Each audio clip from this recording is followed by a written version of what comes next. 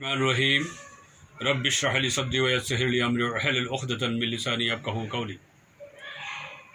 আমি কাশ্মীরের পহলগামে পর্যটকদের উপর সন্ত্রাসী হামলার তীব্র নিন্দা জানাচ্ছি। আমরা বাংলাদেশ ডেমোক্রেটিক মুভমেন্ট যে কোনো সন্ত্রাসী হামলাকে, সন্ত্রাসী কর্মকাণ্ডের আমরা নিন্দা জানাই। এর সূত্র ধরে ভারত সরকার পাকিস্তানের সাথে ইন্ডোজ ওয়াটার ট্রিটি বাতিল করে দিয়েছে। এর প্রেক্ষিতে পাকিস্তানের জাতীয় নিরাপত্তা পরিষদ ঘোষণা দিয়েছে যে এটা হচ্ছে পাকিস্তানের উপর একটা যুদ্ধ ঘোষণার শামিল। তাহলে আমি বলতে চাই, বাংলাদেশের গঙ্গার পানি, তিস্তার পানি সহ 54টি নদ নদীর উপর উজানে বাঁধ দিয়ে ভারত সরকার পানি প্রত্যাহার করে নিয়ে বাংলাদেশের প্রত্যেকটি নদ নদীকে শুকিয়ে দিয়েছে।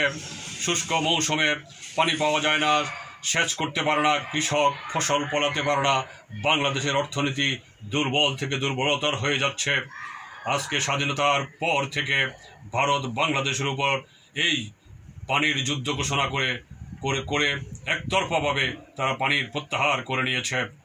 তাহলে আমরা কি বলতে পারি না যে ভারত আমাদের উপরেও যুদ্ধ ঘোষণা করেছে? সুতরাং অতীতে নতজানু সরকারগুলো এই বিষয়ে কোনো সোচ্চার হয় নাই, সঠিক সিদ্ধান্ত গ্রহণ করে নাই, ন্যায্য দাবি তুলে ধরে নাই। বর্তমান অন্তর্বর্তীকালীন সরকার আমরা মনে করি জনগণের সরকার।